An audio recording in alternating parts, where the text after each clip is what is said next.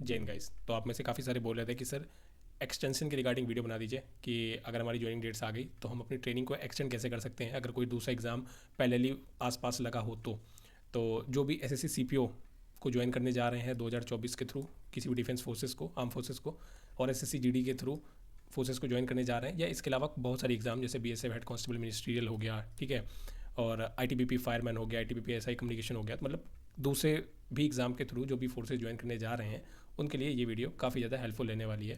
तो आइए बात करते हैं टॉपिक पर। तो अगर आपको एक्सटेंशन लेना है तो सबसे पहले आपको एक्सटेंशन की एप्लीकेशन लिखनी पड़ेगी, फिर आपको सपोर्टिंग डॉक्यूमेंट्स लगाने पड़ेंगे, और फिर आपको ईमेल करना पड़ेगा और पोस्ट करना पड़ेगा। दो चीज़ें आपको करनी पड़ेंगी आपकी रिस्पेक्टिव एकेडमी को। तो एप्लीकेशन का फॉर्मेट मैं बता देता हूँ। उसके पहले टेक्स्ट बुक की फ्यूचर ऑफिशियल सेल जो है वो शुरू हो चुकी है।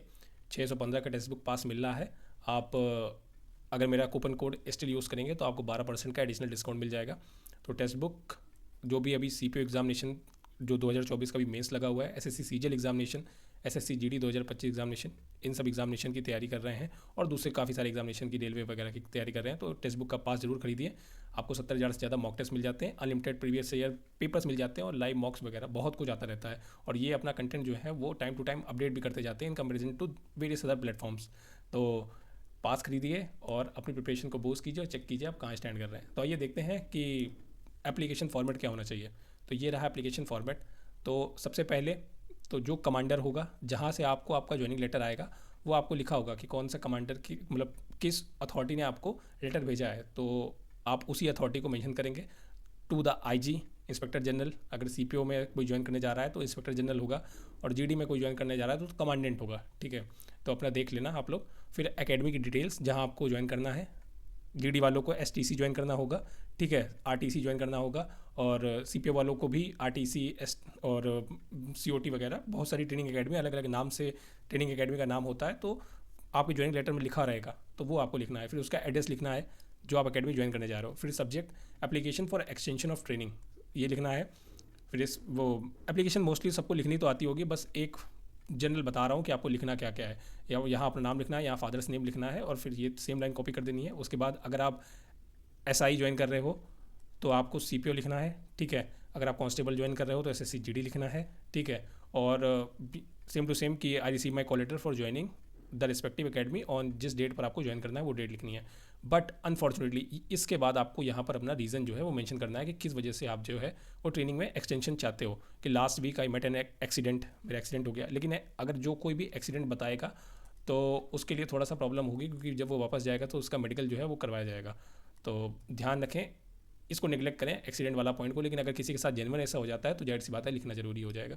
उसके बाद अगर कोई घर में कोई मैरिज है, सिस्टर ब्रदर किसी की मैरिज है, पेरेंट की मेडिकल कंडीशन जो है वो ठीक नहीं है, या दूसरा कोई भी रीज़न, जो भी आपका जेन्युइन रीज़न हो वो आप लिखें।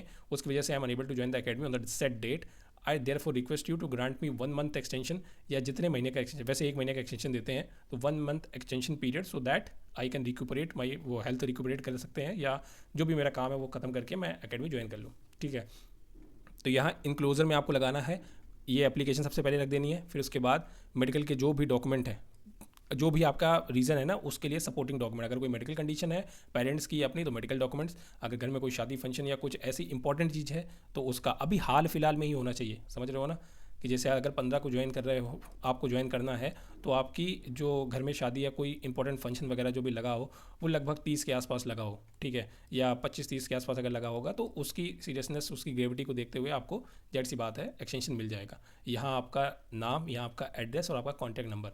तो ये जो लेटर होगा और सपोर्टिंग डॉक्यूमेंट्स होंगे वो आपको पीडीएफ बना के, और जो आप देखना ज्वाइनिंग लेटर पर ऊपर मेल आईडी लिखी होगी वहाँ आपको मेल भी करना है।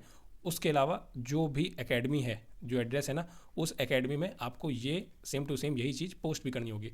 तो फिर जब आप ये कर देंगे तो ज्वाइनिंग डेट तक या ज्वाइनिंग डेट से 1-2 दिन बाद तक आपको जो है वहाँ से मेल आ जाएगा या रिस्पॉन्स आ जाएगा, बाय पोस्ट भी आ जाएगा और ईमेल के थ्रू भी आ जाएगा। तो आपकी एक्सटेंशन जो होगा वो 1 महीने बढ़ जाएगी।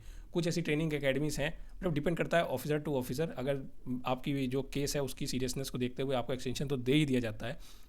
Otherwise officer to officer vary भी करता है, कोई नहीं भी देता है, लेकिन मोस्टली केसेस में आपको एक्सटेंशन मिल जाता है, 1 महीने का मिल जाता है।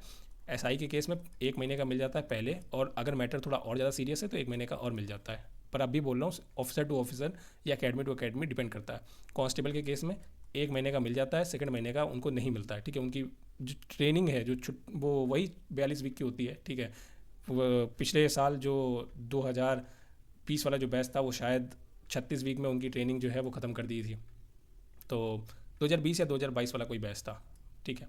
तो डिपेंड करता है ऑफिसर टू ऑफिसर, ठीक है। तो ऐसे आपको इस फॉर्मेट में आपको एप्लीकेशन लेनी है, लिखनी है लीव एक्सटेंशन के लिए। अगर आपका और कोई डाउट हो तो आप पूछिएगा, मैं रिप्लाई दूंगा, वीडियो बना दूंगा सेपरेटली।